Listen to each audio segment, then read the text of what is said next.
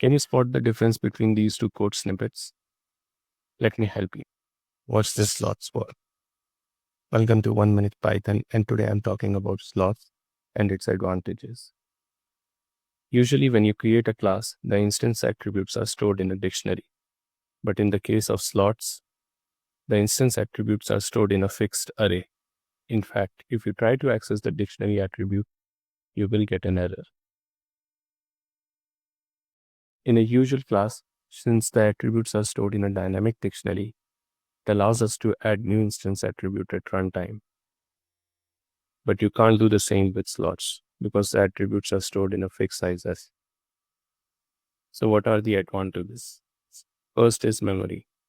Since we are not storing attributes in a dynamic dictionary, we can avoid its overheads and save memory by using slots.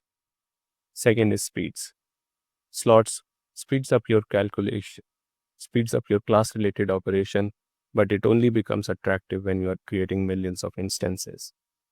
Last one, and probably the most practical one, is it helps you avoid typos.